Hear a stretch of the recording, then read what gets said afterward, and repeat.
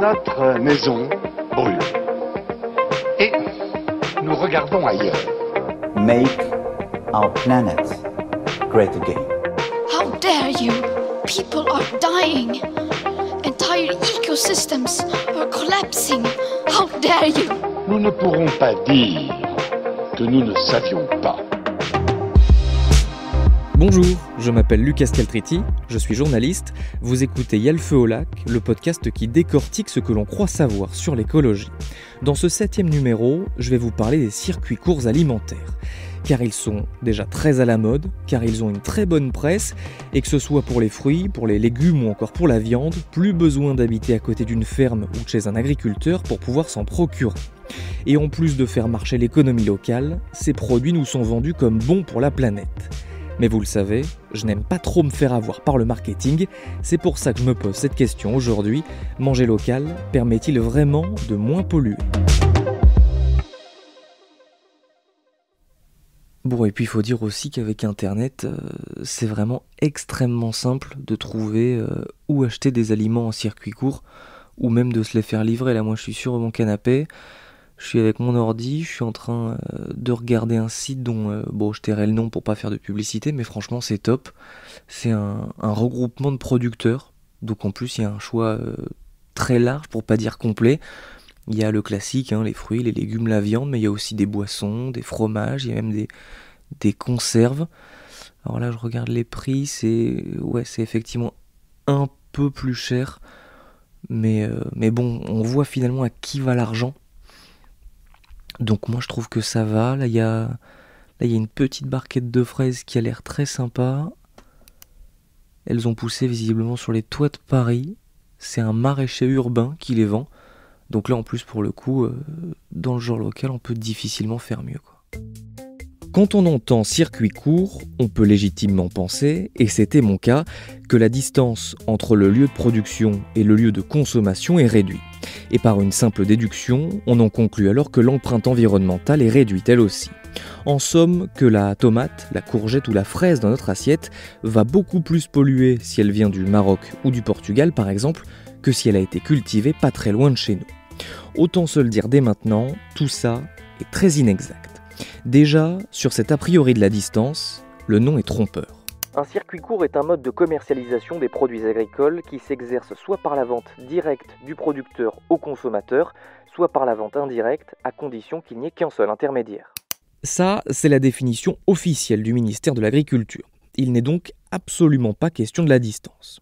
Et le deuxième point important, c'est que quand on regarde l'empreinte environnementale de l'alimentation dans sa globalité, le transport n'a pas une énorme incidence, il ne représente environ que 10%.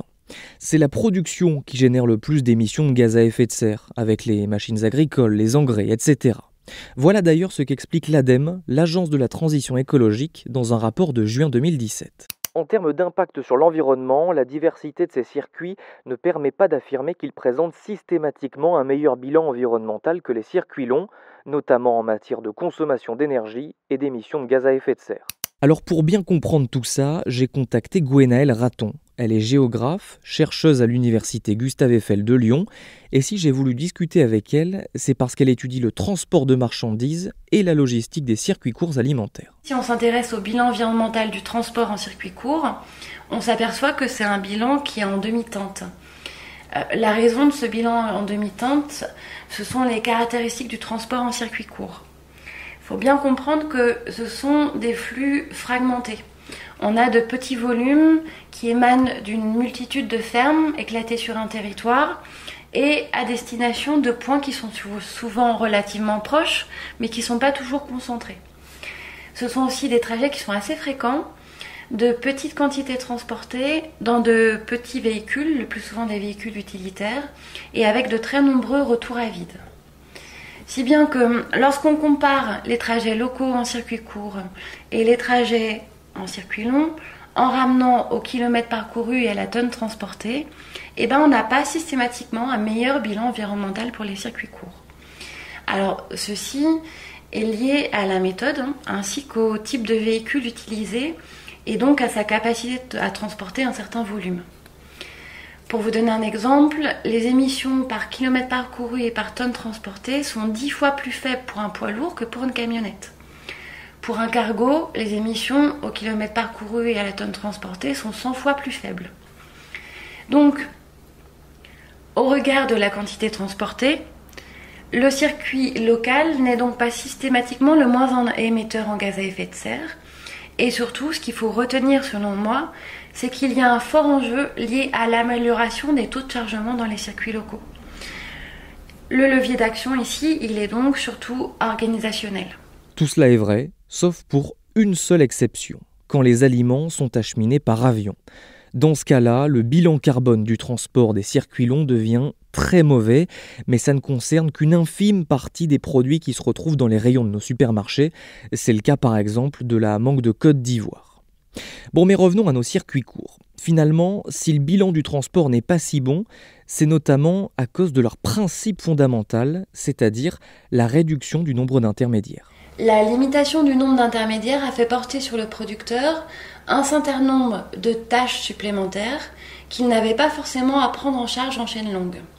Alors ce sont des tâches logistiques, par exemple prendre les commandes, préparer les commandes comme les paniers, stocker les produits avec une variété souvent plus importante de produits et donc de procédés de stockage.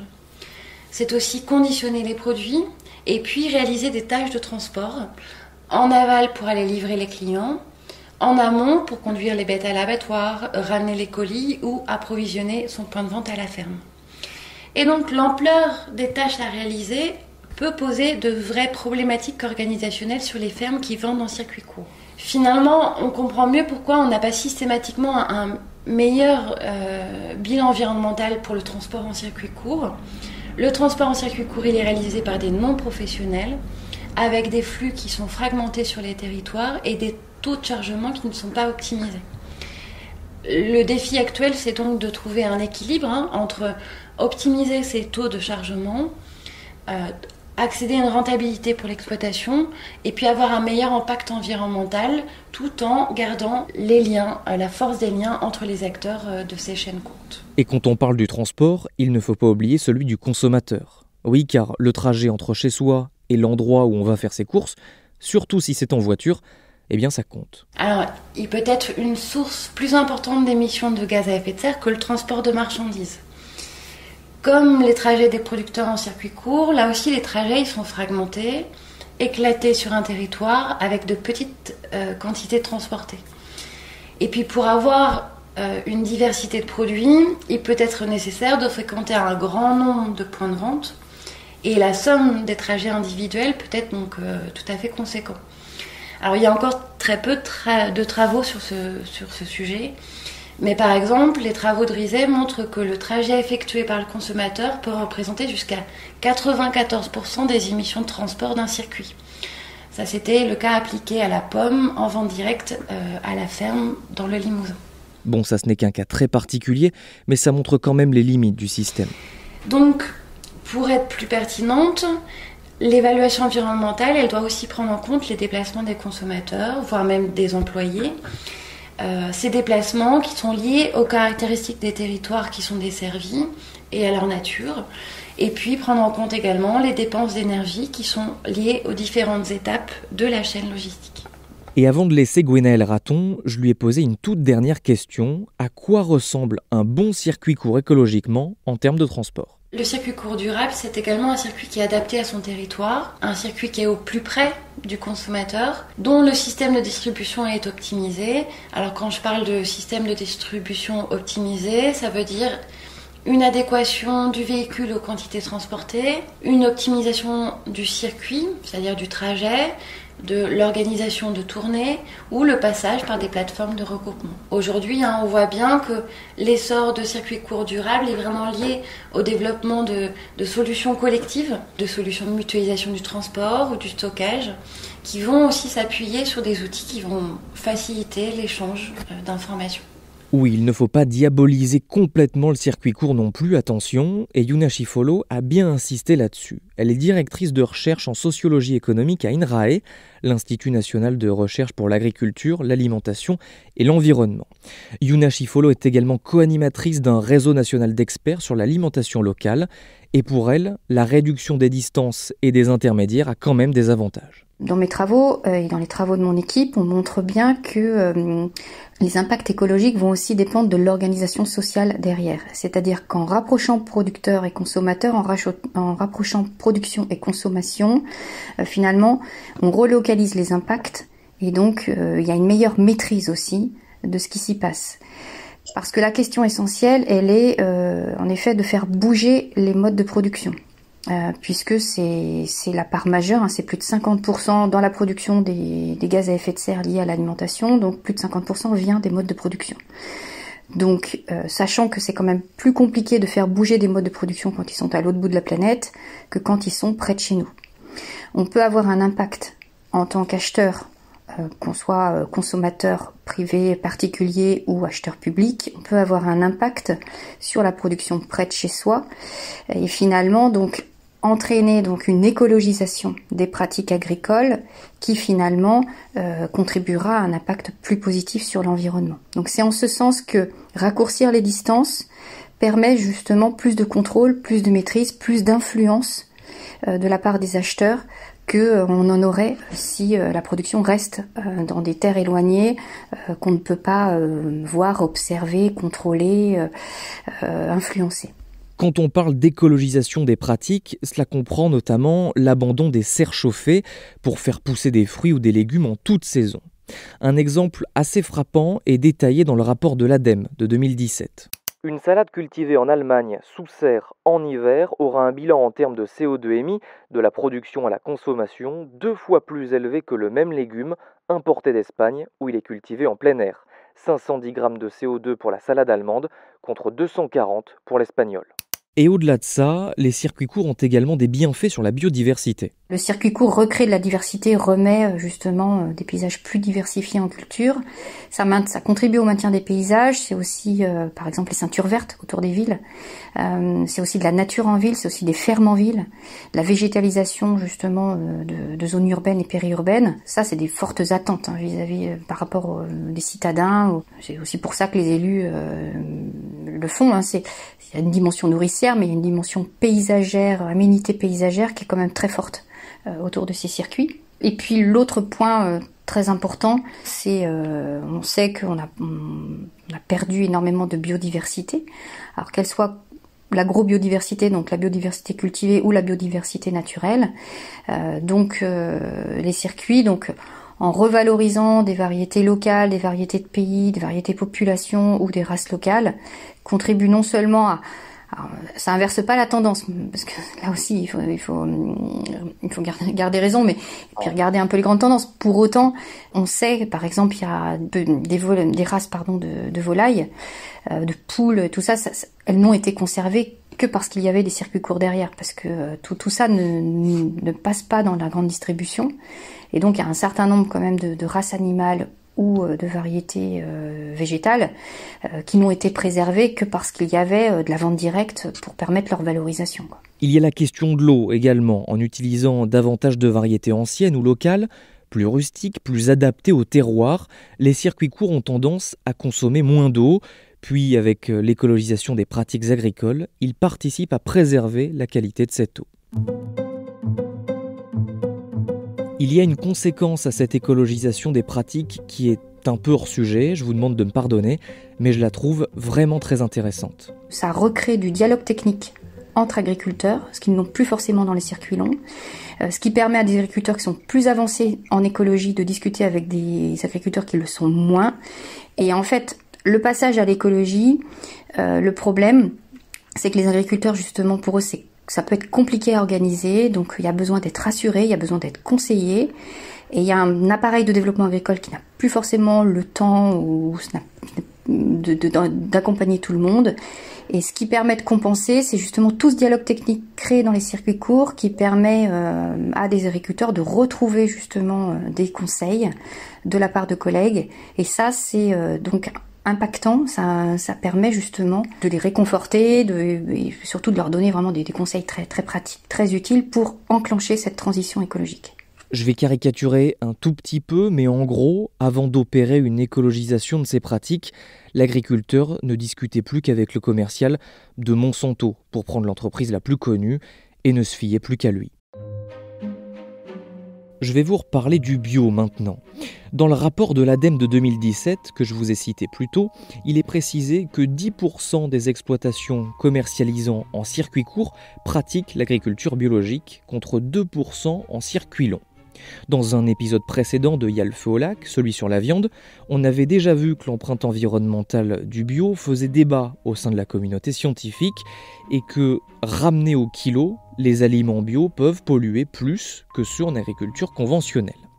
Alors, allons un peu plus loin aujourd'hui dans le débat avec Yuna Chifolo, pour qui cette comparaison n'est pas forcément la bonne. Je travaille aussi avec des spécialistes en sciences de l'environnement, donc sur l'analyse de cycle de vie, qui eux-mêmes en fait remettent en question l'idée de ramener la production de gaz à effet de serre simplement au kilo, dans la mesure où finalement on se retrouve à comparer aussi des produits incomparables, dans la mesure où le produit issu de l'agriculture biologique, quand même globalement, même si aujourd'hui on constate le développement d'un bio-industriel qui finalement se rapproche quand même sur plein d'aspects d'une production industrielle, pour autant on a quand même beaucoup de bio qui sont très différents de l'alimentation industrielle et donc, y compris les gens qui sont sur l'analyse de cycle de vie, proposent des calculs différents et que l'unité fonctionnelle ne soit plus le kilo, mais par exemple la densité nutritionnelle d'un aliment. Si vous ramenez la production de gaz à effet de serre à la densité nutritionnelle de l'aliment, alors à ce moment-là, vous avez des calculs très différents. Bon, le problème, c'est de tout ramener au kilo et finalement de considérer qu'une tomate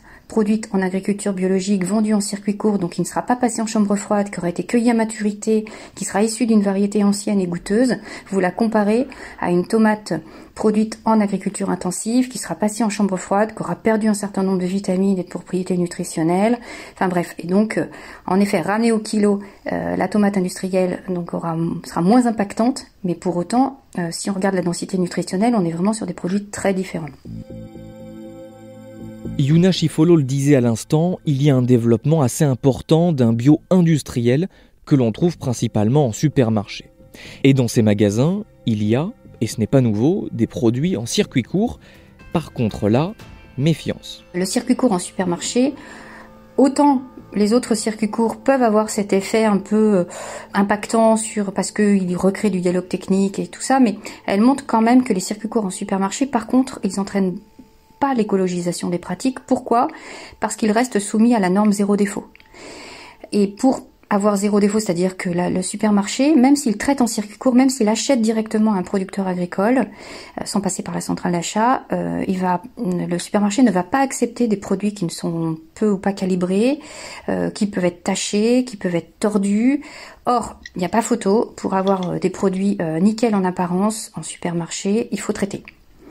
Il faut traiter en amont. Alors, peut-être on traite un peu moins de façon à pas avoir de résidus de pesticides au final dans les étals, où on utilise des produits qui se dégradent plus vite, surtout en fin de campagne de production, mais pour autant, on traite. Donc le circuit court avec la grande distribution, parce qu'il y a toujours cette norme zéro défaut, donc derrière il y a quand même des traitements, et donc c'est le circuit court qui ne provoque pas cette écologisation. C'est aussi un circuit court qui exige de l'emballage. Il faut quand même même si l'appro est direct, le producteur, donc c'est lui qui va livrer ses produits, et il faudra qu'il continue à le faire en cagette, avec si c'est des fruits, avec chacun des petits supports en plastique pour mettre les fruits, tout ça. Donc voilà, il y a encore tout cet emballage qui continue. Voilà, la grande distribution, quand elle fonctionne en circuit court, elle ne change pas ses règles. Et parce qu'elle ne change pas ses règles, donc il n'y a pas justement cette transition écologique. Bon, et puis pour résumer, comment faire pour utiliser les circuits courts alimentaires de façon écologique ? Méfiez-vous donc déjà de ceux en supermarché. Si vous allez directement chez le producteur, discutez avec lui, parlez d'écologisation des pratiques agricoles, où il en est, ses difficultés, ce que ça lui apporte. C'est le meilleur moyen pour faire avancer les choses. Ensuite, privilégiez les produits de saison, comme ça vous êtes sûr qu'ils n'ont pas poussé dans des serres chauffées. Si vous le pouvez, ne prenez pas la voiture pour faire vos courses, c'est toujours ça de gagner. Et puis gardez quand même à l'esprit que des haricots venus en cargo auront toujours une empreinte carbone bien inférieure à un steak de bœuf vendu en circuit court. Le mode de distribution ne fait pas tout. Pour réduire considérablement les émissions de gaz à effet de serre dues à notre alimentation, il faut surveiller ce que l'on a dans l'assiette.